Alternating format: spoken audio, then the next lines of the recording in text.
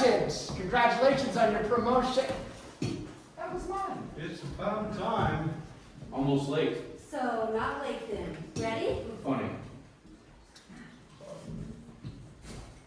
Don't let the children know Mom and Dad are fighting. Far be from me. Follow my lead. With pleasure. Good morning. I'm Jennifer Conlon. This is Detective Thomas Allen. Thank you for coming in today, Emily, especially at this difficult time. We appreciate your help. Interview commencing at 2:13 p.m. Present are Sergeant Jennifer Conlon, Detective Thomas Allen, and Emily Radford is voluntarily cooperating into the murder investigation of her husband, Edgar Radford. Emily, for the record, could you please state your name and date of birth? Emily Radford, May 4th, 1973. Thank you. Again, we're grateful for your help. I hope I don't disappoint. I've already given a statement. I don't know that I have anything to add. Well, reviewing testimony is one of the most effective tools in solving a crime. You just have to trust the process. It may be tedious and repetitive at times, but it works. So, you testified on the evening of the murder. You came home from shopping after work, correct? We're going over everything again? Yes. Oh. I thought you had other questions. Well, the reviewing of testimony often leads to other questions, which can help us solve the crime, which is what we all want. So one more time, please. You got home, and what happened next? Nothing happened next. I simply opened the door and found him dead. I'm afraid it's as simple as that. All right, so you returned home after work. I went to the store after work. Oh, yes, thank you. What time was that? Well, I work until 5, so sometime after 5:30. You know, there's a lot of times after 5:30. Could you narrow it down for us a little bit? The exact time would be the time I didn't notice because I was too distracted by my husband's dead body. Do you really want that response on the record? Why not? It's the truth. Your tone is sarcastic humor. No one reading the record is going to hear that tone. Your words are a bit off-putting. Would you like to rephrase? Yes. I work as a customer service representative, which means I deal with customer complaints all day long. After a typical day, I'm exhausted. On Fridays, I'm positively comatose. But I still have to go to the store, so we don't get home until around 5:45 or 6 o'clock. Thank you. Your husband wasn't able to go to the store? Well, the difference between able to and willing to are why I would go to the store every week. I see. Not quite a happy division of labor then. Not quite, no. And how many years have you been in your line of work dealing with unhappy customers? Too many. Really? How many is too many? Why are you pouncing on that? I don't see how it pertains. No, it could go to motive. Motive? My client is not a suspect here. She has not been charged, but that could change if motive were found. So Emily, please don't withhold anything that can help us clear your name of motive. So in general, how long have you been at your job for too many years? It wasn't a mathematical calculation. 5, 10. Honestly, since my very first interaction with an unhappy customer. So, 12 years, 364 days. There you go. And why didn't you just quit? After a certain age, you can't just jump ship. None of the ships want you aboard. Everyone wants a kitten. Nobody wants a cat. Besides, we needed 2 incomes, or at least one steady income, and that defaulted to me. My husband had employment problems. We'll get back to that later. Did you have any other job options? No, obviously, or I would have taken them. So you were trapped. Were you frustrated? No, I was delighted. Did I neglect to mention that I'm a masochist? I love driving myself to drink. Oh, and how often do you do that? Drive yourself to drink? If that's 5 days a week, ooh, that's a lot of booze. And alcohol is a depressant. Sounds like you suspect me of something, Mr. Allen. Is being depressed a motive for murder? I I've got a more motive for suicide. And were you suicidal, Emily? Depressed? Yes? Or suicidal, no. But depressed? Truthfully, yes. Sometimes. How long have you been drinking to survive?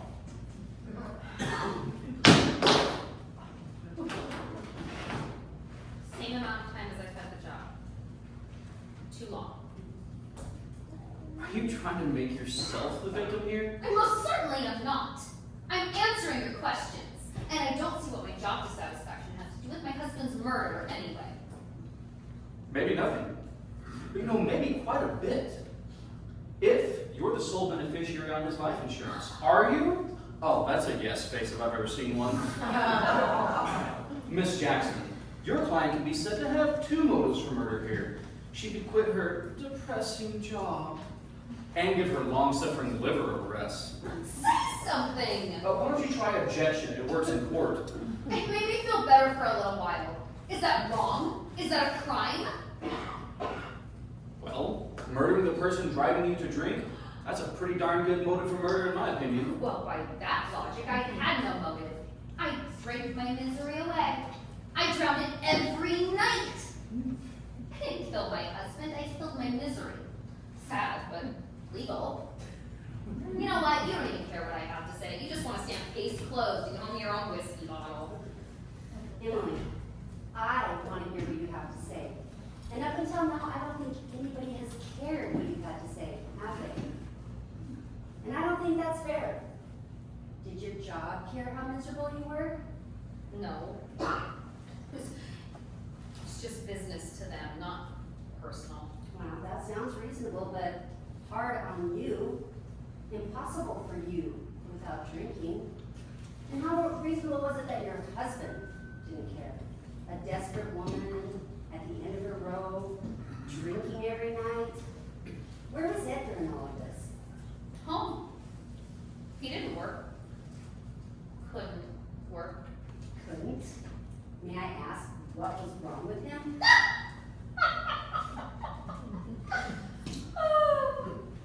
You may ask. I did. He never really say. Did he ever go to a doctor? He was going to doctors. He said doctors just wanted to make money by giving a lot of tests. He insisted he'd gone into various places looking for work, but nothing ever came of it. I just couldn't bring myself into those places and ask if he'd apply it and been turned down. Oh, you and he must have gone a few rounds about this. That would have been perfectly normal. Well, in that case, I guess we were normal. Is being normal a motive for murder? Emily, I have to say, that is a very good question. So answer it. Truthfully, I would say yes, it can be. But here in this room, we're not here to decide or even define normal. It's only the facts that matter here. So, you came home from work after going to the store, and then what happened? Nothing. It had already happened. I just opened the door. And after you just opened the door, what did you see? Blood. Blood on the back of Edgar's head. He was on the couch. He was always there in the evenings watching TV. I could see the wound because the couch faces away from the front door towards the TV on the other side of the room. What else did you see? He was slumped over. Did you call for help? No, I just stood there. You didn't phone an ambulance? No, he was obviously dead. In that moment, I wasn't thinking at all. It was almost unbelievable. And yet, according to your statement, you said you thought it was a burglary. Wouldn't anyone have assumed that? What else could it have been? Edgar didn't have enemies. Okay, so you entered the room, you looked around, and you just assumed? Yes. What I didn't do is what guilty people would have done. Rifle through a few drawers and closets, make it appear as if burglars had been there. Instead, I did what innocent people do. I was in shock. You did not do what innocent people do. You see, when an innocent person is confronted with the body of a murdered loved one, it's almost impossible to keep them away from that body. Their first instinct is to run to them, to hold them. They cry out for help. They're trying to give help. They're feeling for a pulse. They're trying to resuscitate them. Were you still holding the groceries? What? If you put them away first, that's what I would have done. Don't be embarrassed. I've got OCD about things like that. You walked in the door holding the groceries, and then what? I put them down. On the floor? No, on the entryway table.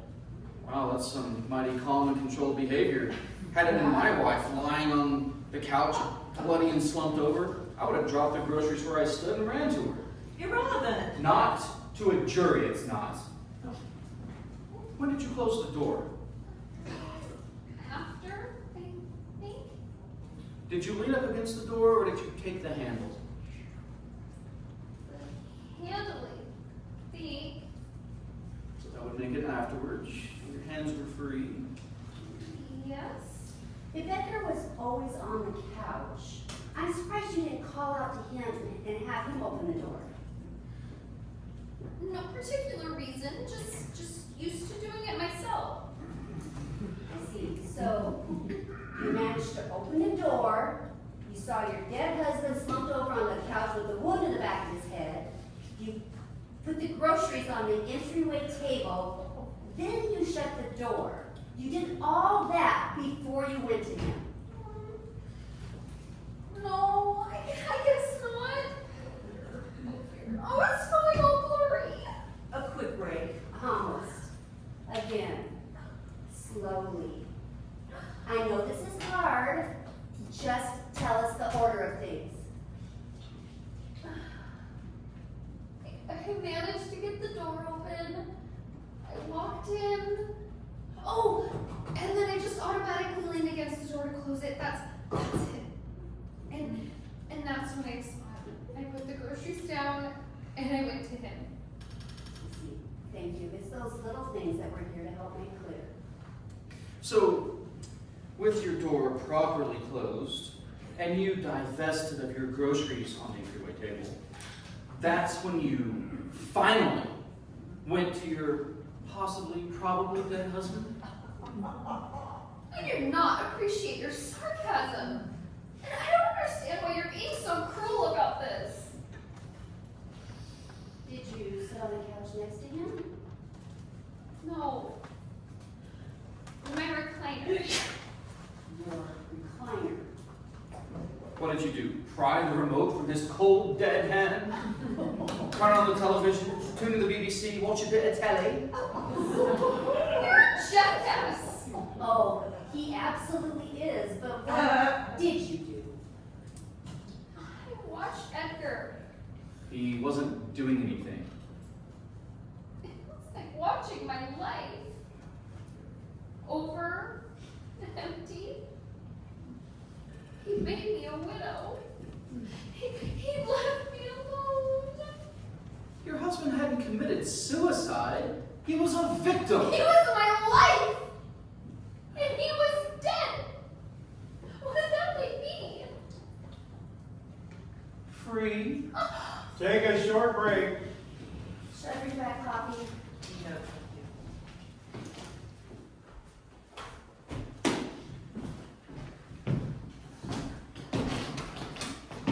thank Is there some method to this madness? Well, there might be, if Thomas would stop trying to shame my process. I am accelerating this process. This is not a therapy session for a little Miss Happy Hour in there. It's about empathy, you consummate jackass.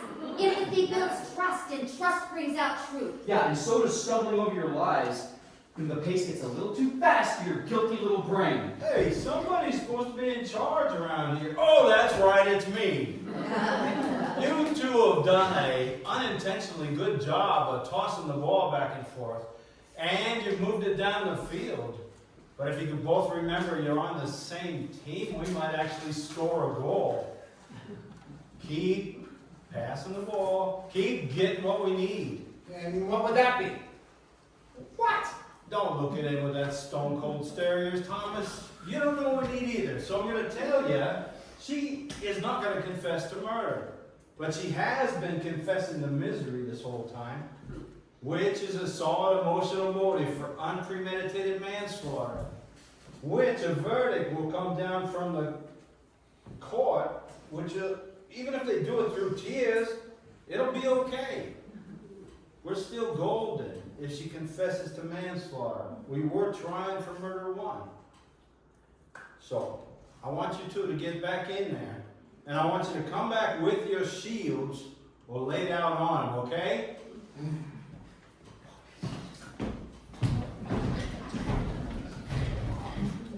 I just can't wait to work with me.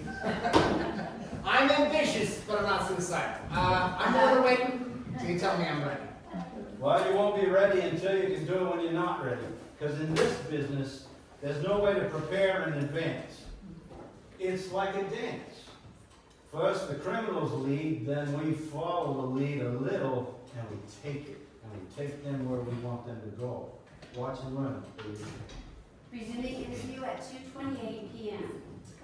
So, you sat in your recliner, looked at your dead husband, and considered your life. It was so strange to sit with someone yet be alone in the room.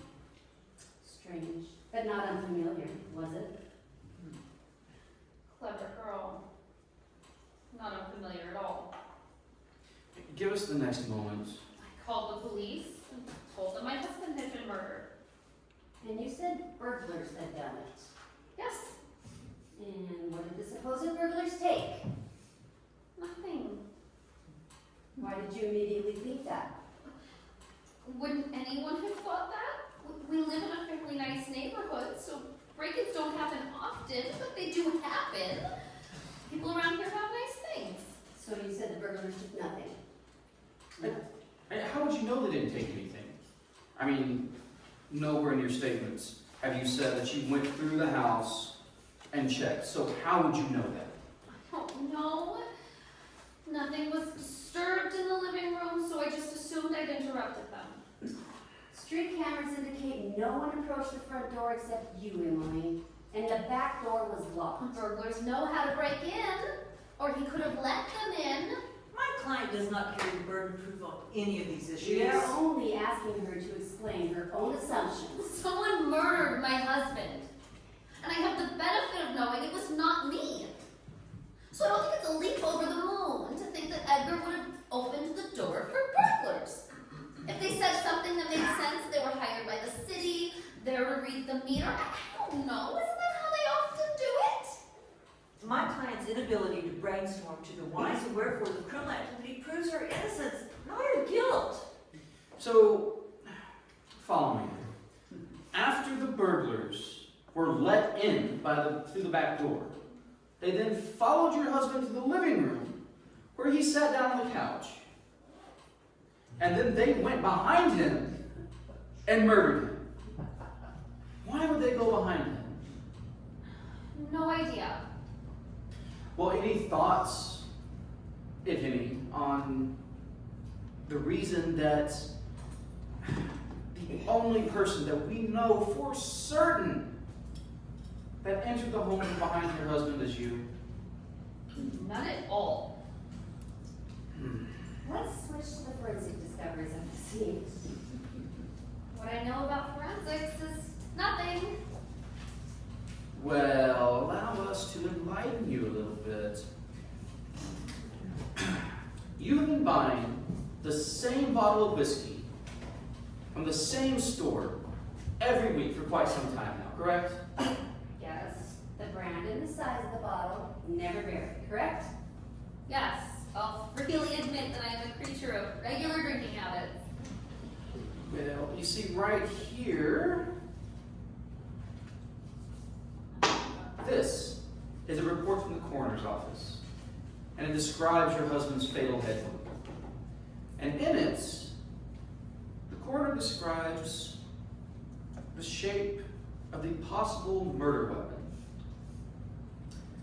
I'd like you to read it out loud. There's no jury here. Who are you trying to impress with these tawdry theatrics? Would you like me to read it for you? I'm not fragile. No, it appears you're not. Though it would go more to your defense if you were. Read.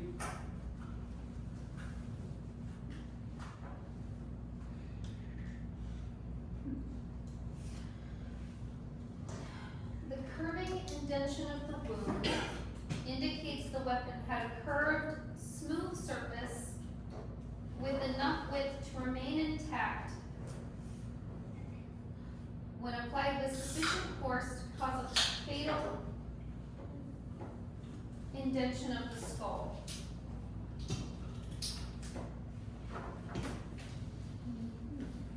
Thank you. You know, nothing in your house fits this description. Oh, except the whiskey bottle. There's only one in your entire house, and it was purchased by you on the day of the murder. We had it tested for prints, and those prints are yours. That only proves what she's already stated, that she bought the bottle. Of course our prints are on it. You missed the point, Miss Jackson. Only Emily's prints are on the bottle. I don't understand you. Where are the prints of the cash register that rang it up? Where are the prints of the person who put it in the brown paper bag?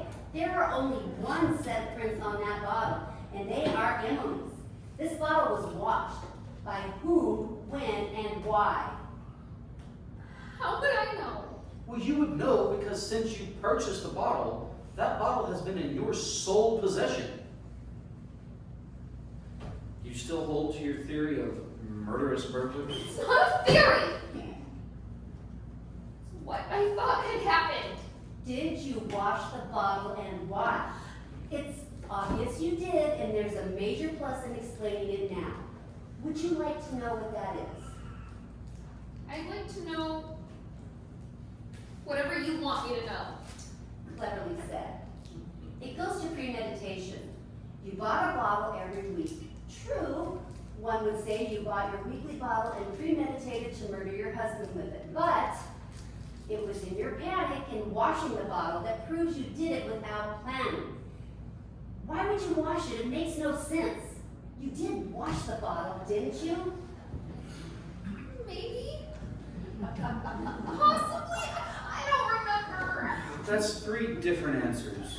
Obviously, you didn't do it to erase your prints off of it. After washing it, you put your prints all over it again. What did you wash off the bottle? It's your theory. What do you think? Blood. I washed off the blood. I watched it rinse down the drain. Bye-bye, burglar line. Thomas! And you paused at 2:36 p.m. Would you like some coffee or water? The only thing I want you don't serve here. We may not serve it, but it finds its way into an occasional coffee cup now and again. Life gets to us all, Emily. We're all human. Just breathe. I know. Jennifer has to regain and maintain empathy with Emily so Emily feels safe enough to continue. I don't need you to be anybody's lapdog, Thomas, but no more junkyard dog, okay? Do I need to get you a short collar? Oh, Good choice. wagging my tail on my way, sir. Sir, we got the confession. What else do we need? She hasn't admitted to murder. She has not admitted to motive. And motive is what makes the difference in the charges she receives and the sentencing. And motive is what tipped her over the edge and triggered it. It's, one or two things in my experience, and never a third. It's either money or emotion. You'll be recommencing at 2:37 p.m. So, Emily, tell us about your life with Edgar. I'm asking because from what you shared far, he basically carried you both through life. He didn't have to work, he had it pretty easy. You made the bacon, you made the bacon, you went to the store and bought the bacon, then you brought it home and cooked the bacon. Did Edgar cook? He reheated his own coffee. Okay, who did the cooking? I mean, who did the cleaning? Who did the laundry? I did and I did. By choice? By default. So, it wasn't your preference to do it all. It was my preference that it all be done. He wouldn't do it, so I did. If you were doing it all without him, making the money, making a home, why not do it without him literally? Do it without him, legally. Divorce. We were married. This was my marriage.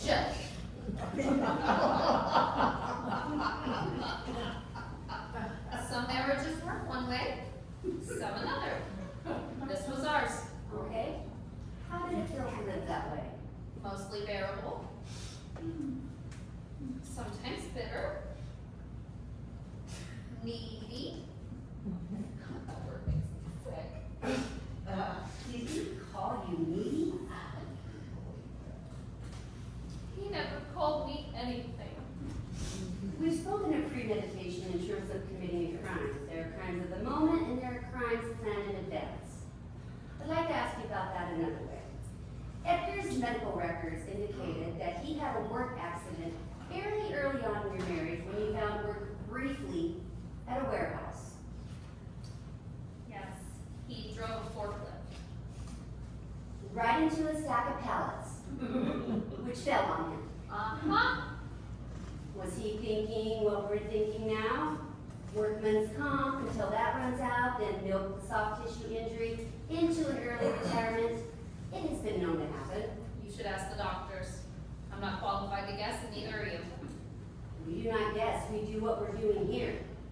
Did his soft tissue injuries interfere supposedly with his ability to be supported around the house in exchange for you being supportive to him? We made it work. You made it work by doing all the work. Why not just get a searchlight and blast it in my client's face? You are attempting to humiliate her. Oh, I'd say that was done to perfection by her husband. Why is my marriage on trial here? It is mine. No one else has a right to judge it. But they might. You see, 12 good citizens might be called upon to judge the marriage that was so bad it forced you to end it. You are strong, Emily, not weak. And it baffles us that you allowed yourself to be so blatantly used for so long.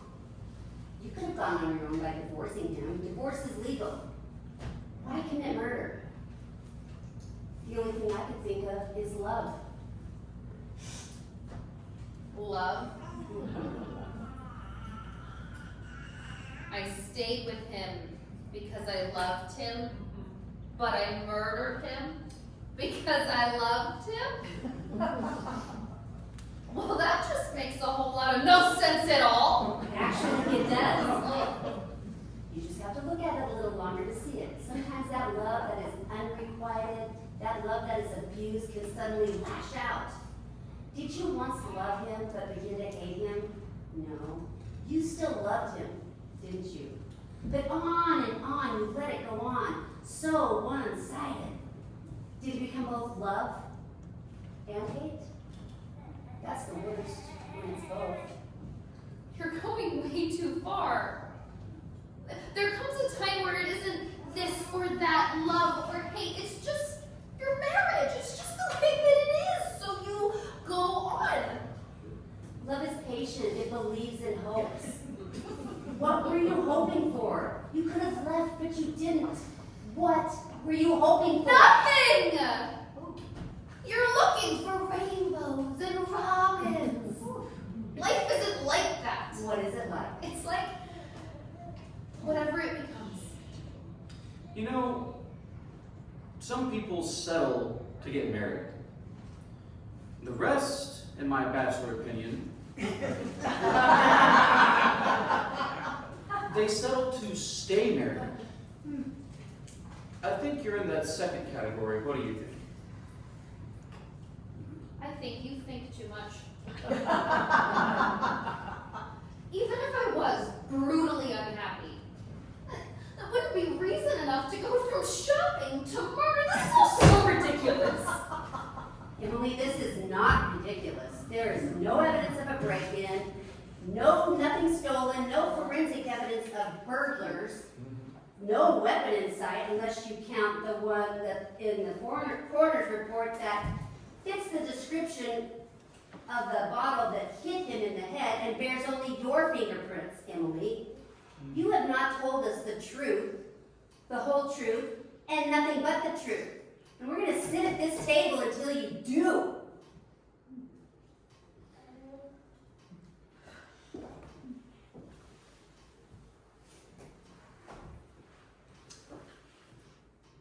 I'd like to take you back to an earlier point in our conversation. Jennifer asked you, after you returned home, then what happened? Do you remember what you said? You said, nothing. I just, and then you paused, opened the door. Why the pause, Emily? I don't remember this at all. You see, in writing, a pause like that is called an ellipsis. And it means an omission, or something that's been left out. Mrs. Radford, what are you leaving out? We do not think you simply opened the door. Something happened just before you opened the door. What could have happened in that tiny sliver of a time between walking up with the week's groceries and opening the door? Something happened that Friday night that was different from every other Friday night. What happened to make you snap? I had 3 bags of groceries.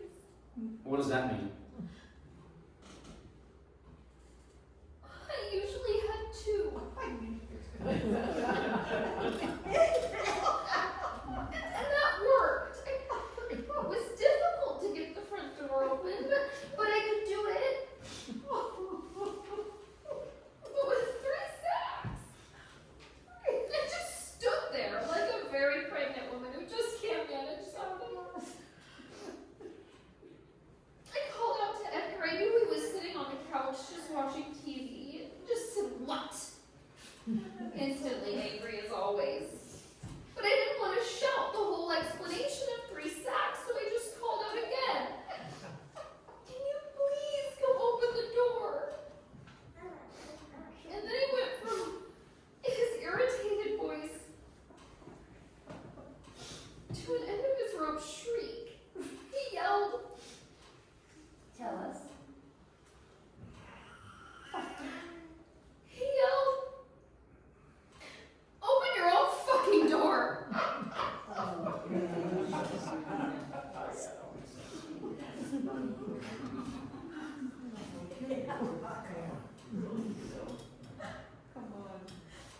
Open your own fucking door.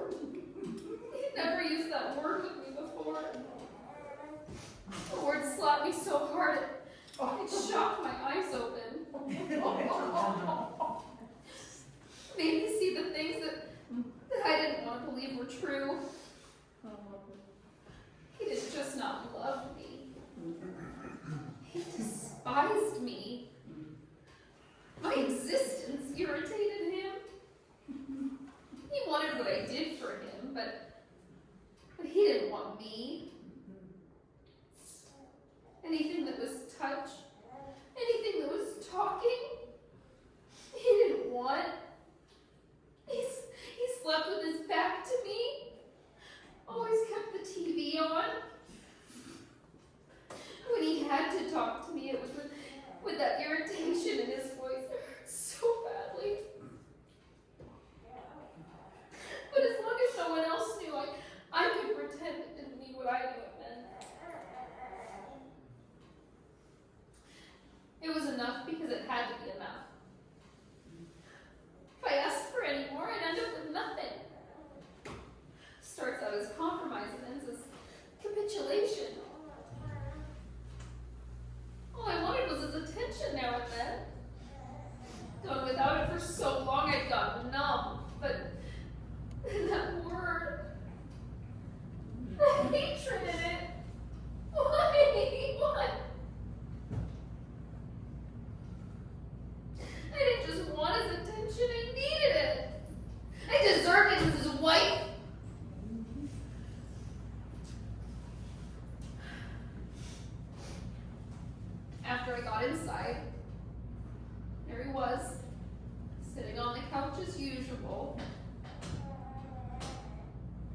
put the groceries away, but I put them down so I could get the whiskey bottle and get a drink first.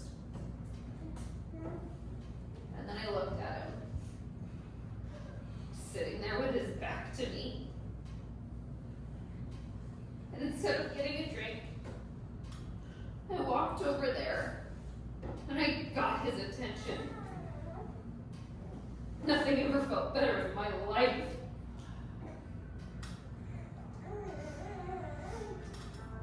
Is there anyone you need to call? No. Interview terminated at 2:49 p.m.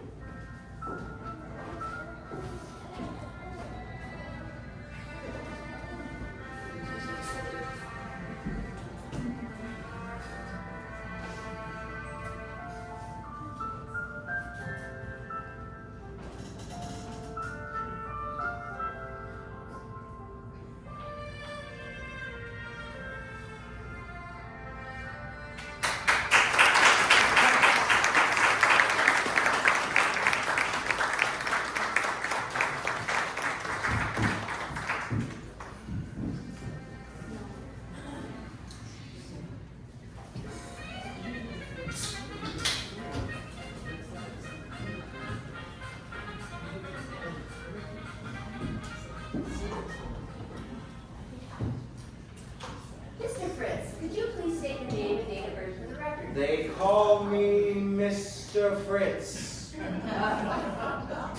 Actually, they don't. Well, well, except for you, of course, because Fritz is my first name. So, for the record, that's Fritz Kaplan, born August 1st, 1985. My apologies. Don't waste your apologies on me. I don't need them. Nobody means them, actually, but so many people seem to want one. You know, apologies are like the junk food of communication. It's so satisfying. And ask yourself this, well, what are we supposed to do with apologies? I have never known. I mean, we have sock drawers. Should we keep apology drawers? You know, I think they're just to make the offended party feel better. I think they're to make the one apologizing feel better about being a dick. Yeah. Well, moving along. Moving? We weren't moving physically or conversationally. To what do you refer, sir? We are here to ask you about the events of 6 days ago. I did it. Crime? I did it. Yeah, I did it. It's why we're here, isn't it? Solve this big who done it? It's me. Yeah! You guys are great at this. Interrogators of the month, truly. Do you get your pictures framed up in the lobby out there? HR department's really think that's what rings the bell. Mr. Kaplan, no. Oh. Do you need an apology for refusing an apology? I can do that. I won't hate it, but I don't mind doing it. You weren't going. We're stationary. Chairs. You might be interested to know. I'm always interested to know. Ignorance is so boring. Interested to know that there is a difference between killing someone and either committing murder or manslaughter. Now, how do you kill someone without committing murder or manslaughter? Well, you can kill somebody by accident. Murder, you see, implies that there was intent, premeditation, whereas with manslaughter, there's no premeditation to it. You just snap. So many loopholes. Gotta love the law. So anyway, I did it. Did what? Crime. Why are you making this so difficult? I'm not. I'm making it easy. Guilty is guilty. Well, what else can I say? We can't accept a blank check admission of guilt. Why not? Because it won't hold up in court. But it's so well intentioned. That is not enough. It is not Well, enough. what would be enough? You would have to know something more about the crime, like what the crime actually is. I'm sure it's somewhere there in your papers. That is all you're going to say, isn't it? Do you need to consult with the people watching this? I can plug my ears at home if you need me to. Just say the word. Please, God, no. Remember, I said you. This won't work, Mr. Kaplan. You're going to have to come back and be represented by an attorney. An attorney. That's just an expensive middle person. There's always the question of sanity. Sanity. Are you saying that a person who admits guilt is crazy? Well, no, but... No buts about it. You're saying that it's insane for a person to blatantly, openly, honestly admit guilt. Yet this interrogation, and correct me if I'm wrong, it's all about establishing guilt so that charges may be brought and let the trial begin. Here I am doing my best to accelerate that process here, and you two are completely flummoxed. Why do I need to name and explain the crime? You have the facts, or I wouldn't be here, right? Right? I'm listening for words. I'm listening for words, and all I'm hearing is crickets. Do you not have enough facts? I can't believe this. You haven't done your job properly, and now you need me to give you the rope to hang me with? No. Oh, yes. I think that's exactly what this is. You and your slipshod, lazy work. You need me to indict myself and provide you with evidence of guilt? Why do they even pay you two slackers? A break, I think. I don't need one. Do you mean you need one? No facts, no stamina, terrible coffee, by the way, and a big waste of everyone's time. Shame on you! Bad interrogators, no biscuits.